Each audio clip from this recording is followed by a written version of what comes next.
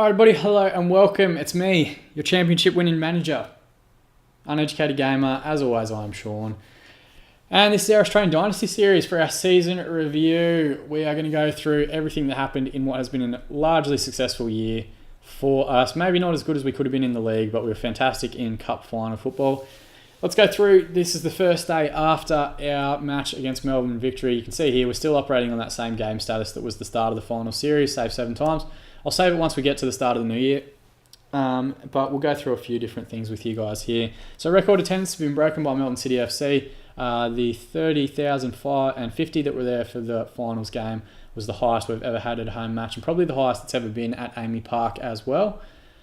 Third was the highest position the club has ever finished in, so I've done better than anyone before me. Vidicic won the Player of the Year, which is absolutely fantastic. Credit to him.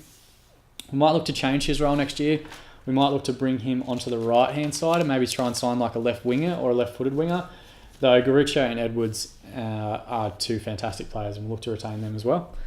Harold wins Golden Boot, far and away, 15 goals. Perth Glory, I think, their front two were just immense and dragged them really to 7th spot. I'm sure they would have finished on the bottom if it wasn't for them. Andy Keogh had 13, but look at this. Harold, whose contract unfortunately runs for another year, otherwise I'd try and go and get him. He's just got pace and finishing. That's it. He'd be the ultimate Skrill South player if he ever went and played there. Cooper wins the Young Player of the Year award. I thought maybe a couple of our players would be in with a shout, but unfortunately not. We had the likes of Mork and Melling, Garuccio and Edwards on the wings, Chapman in the back line, but no, not good enough. Galekovic wins Goalkeeper of the Year. Tando Valafi comes in 2nd place there. I'm not sure what more Tando could have done. I guess it maybe Galekovic just had a higher average rating. But Valafi had the most clean sheets. He was in the team that conceded the fewest goals this year. And I have won the Manager of the Year award. More than justified after winning the final series and the FA Cup. Having said that though, Graham Arnold, who came 2nd, got sacked, as did Kenny Lowe, who came 3rd. So I'm hoping it's not a curse and I'm not going to get sacked or anything like that. I've already done the end of season team meeting, end of season confidence review. You can see my job is stable. I've already just signed a new deal. So I'm going to be here for the next 2 seasons at least. It remains to be seen whether we continue those before the release of FM2016. End of season, Clifford, fuck you Clifford. I don't care, I only want you looking for Australian players. Clifford, pull your head in. So you can see here, concerning performances, Reece Williams has gone backwards this year. He will likely leave at the end of the season. Well, he will leave because he's only on loan, but we probably won't bring him back. I think we can probably get someone better within our wage budget and within our salary cap. The biggest hindrance that we had to our salary cap this year is that we released all those international players at the start of the year, and you still have like a portion of their wages still counts towards your salary cap. So next year we should have about 8k worth of cap space to use a week. But Clisby, Retrate, Lowry, Valafi and Melling have all improved incredibly over the last year, and we will hopefully see continued development for each of them in the future. So pre-season will go for 7 weeks. I'm cool with that. We're going to skip ahead now because there's a whole bunch of awards that are going to get listed, like the Players Player and the Fans Player of the Year. So I'll skip ahead until when those actually go through. Through the magic of editing, you won't have to watch any of that though. Okay, so you can see here the new Hyundai A-League season is going to draw near. The build-up of excitement is going to happen once the fixtures are released, which should be today at some point. Actually, has it already happened? Yes, it has. Okay, so we're going to start season against Wanderers and our FFA Cup match. I'll sneak in and do like our pre-season friendlies and all that sort of stuff soon. However, we should probably wait for the team to actually return to training before I try any of that. Anyway, that's not important. Let's have a look at this. You can see here we made no taxable profit over the last year. We actually hemorrhaged money, but it wasn't my fault. The club was going to do it anyway. So we started with 6 million. We finished with 2.3 million. A lot of that was actually due to the fact, well, one, that I cancelled a lot of contracts. There were the mutual terminations of the international players. However, we also spent a whole lot on doing up our training ground, and then they cancelled it. They randomly cancelled it. It was weird. I'll see if I can find that email. Expansion to training facilities cancelled. So they had a lack of funds, but they'd already spent the money on it. It was really strange. So I don't know if that's like a glitch or something, or who knows. And now, what else have we got? Commercial summary. Merchandise sales were our highest profit margin this year. Chris Hurd, Dario Vidicic, Eli Babal, Ivan Franich and Aaron Moy were the top 5 selling shirts there. Aaron Moy's a surprise, as is Eli Babal. He was fucking terrible the majority of the games that he played. We'll probably look to get rid of him during this off-season if I'm being honest. Twisted knee, he's out for a few weeks. Shane Lowry got his first call up to the Australia squad and won his first full cap under Tony Popovich, who's just taken over. Season review, you can see here, Adelaide United won the regular season, but Melbourne City Football Club win the final series. So we both go down as champions. They win what is called the Premier's Plate, which is given to the winner of the league. And we win the Toilet Roll or the Hyundai A-League Championship, which is given to the winner of the final series. Overachievers was Melbourne Victory, which is absolute crock of shit. 3-0 triumph over Wanderers FC. That's ridiculous. Melbourne Victory is the biggest club in Australia, and if anyone says differently, they're lying to you.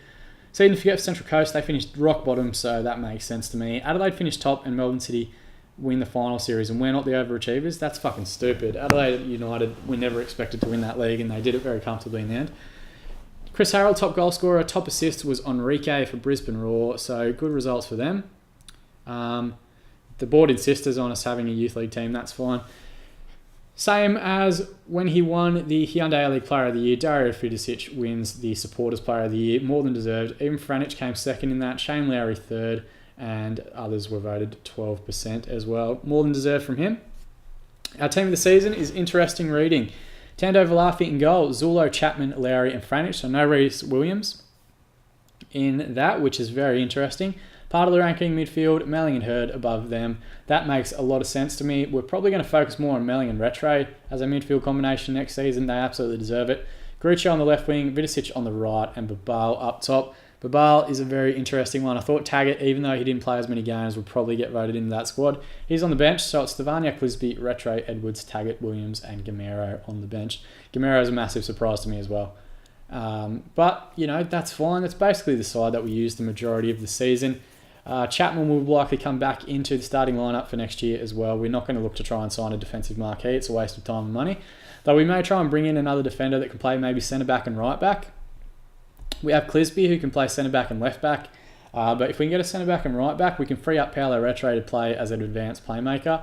And given his performance, particularly in the final, he absolutely deserves the opportunity to do that. And it's weird that he's not part of this team. But Hurd and Melling is a good combo in there, so we might continue with that as well. I'm likely going to get rid of Babal this off-season, but we'll have to wait and see what happens there. Give him $1.5 million for our TV rights deal for the upcoming season. But let's go through our individual stats and see who was leading the league in, or leading the team at least, in. But if I was going to hand out my own awards, our leading scorer, of course, more than deserved to get what I'll call the golden boot as our leading scorer. 10 goals this season from a left wing position is fantastic. He wasn't totally comfortable in that role when we played him there, but I'm going to train him to be a right winger. During this off-season, we might look to bring in a left winger, someone on the other side, hopefully someone that can take free kicks as well, because that was a massive point of contention for us this year. But my coach's award is going to go to Jacob Melling, who was an absolute fucking beast this year. Playing sort of in an unfamiliar role, but he can see he's grown into that advanced playmaker role despite being 20. He runs for days. He works his ass off every game. Took me the entire season to realise he was left-footed as how good his passing range has become. And we're going to start building that midfield around him. The little nugget, he's on a long-term deal, so we might as well offer him a bit of money to extend it as well. But credit to him. Also special mention to Shane Lowry, who was a unit back there in defence. He's got a slight concern about his contract. Once everyone returns to training, I will offer him a new one, as I will with Zulo and Rattray as well. Their contracts are up at the end of the year, and they both deserve new ones. I'm going to get rid of a couple of players. I'm thinking I might get rid of Chris Hurd, Eli Babal, just because they're both on a lot of money, and I think it's money we can probably better spend elsewhere. Of course, Eli Babal is currently operating as our Australian marquee on 10 grand a week. He's not worth that at all. So I'll probably look to get rid of him. We might get rid of Gamero as well.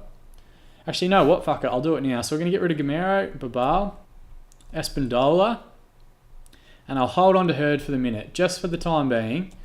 So we're going to go transfer. We're going to transfer list those three. Oh, hang on. I've accidentally clicked on someone. Unavailable for loan. Squad status is not needed, and we are going to add them to the unwanted list, sell or release. We'll try and get rid of those guys. Eli Babal, there are other players that we can bring in that are going to be more successful for us as an Australian marquee. And also we can try and bring in a marquee player to play up front for us as well. So during the off-season, we will probably look to bring in... We'll see what happens with Hurd. We'll see what happens when Hurd comes back. If there are any teams interested in him, I would love to get rid of him. But, we'll wait and see what happens. We will have extra space in our cap for the upcoming season as well, so that's fine. We'll deal with that then. But I think we can look back with a tremendous sense of pride of what we've done in this season. It was our highest finish ever, 3rd in the league after 9th the previous season, and that's just since I've taken over, the dotted line there. So this year we want to push on and try and challenge for league honours. We will also have the added competition in the Asian Champions League as well, so we need to have a decent squad available to us. But if we can get similar performances in big games, I think we were fantastic in the final series. Did we even concede a goal? No goals conceded in the elimination finals. A 1-0, a 2-0 and a 2-0 victory. So really finished the season strongly after going through that really poor run of tons of draws where we couldn't find the back of the net. So that'll be the big change for us during this next off-season, trying to find some more offensive firepower. I'm kind of happy with the wings. I think Vidicic, Edwards and Garucho will be great for us. But if we can find like a starting left winger, maybe even an Australian marquee left winger, nudge, nudge, wink, wink, we might try and bring them in as well and let Garucho continue as a backup as well as Edwards. But up front is where we'll go for the big man. I'm going to try and have a run at the one Australian legend who has never come back and played in the league, and that is Tim Cahill. He's 35, but he can play up top. You can see here his finishing is excellent, as is his heading. Pace-wise, he's okay. We might look to change him to be a target man if we do bring him in. However, he can play as an advanced forward as well. So he'll be the big one we go after as our marquee player. His contract is up with Shanghai at the end of the year, but I don't want to wait till then. I'd like to have him for when we return from international, the end of season break. But that's the goals for season 2. We will go and do another series before then. We're going to have a look at maybe playing with like a big European club. I've really enjoyed this series, not just because I'm getting to play as my favourite team and a team I'm a member of and in a league that I know a great deal about, but I've also really enjoyed the extra challenge of having just Australian players. I think it's made it more interesting, so I'm going to look at maybe other challenges I can do and apply one of those to a big European team or one of my favourite European teams and see how we go from there. More than anything though, thank you very much for watching this series. I hope you have enjoyed it. I hope you've at least been entertained by it, even when I was just screaming at the computer about all the fucking draws we were having and our inability to convert chances. I hope you've enjoyed it and found it fun. If you haven't played this game before, go and check it out, but be warned, it is incredibly addictive. It's very hard to stop playing once you've started. If you want to like and subscribe to the channel, you are absolutely more than welcome to, but more than anything, I just appreciate your views. So thank you very much for watching. I look forward to seeing you guys again in future episodes on the channel.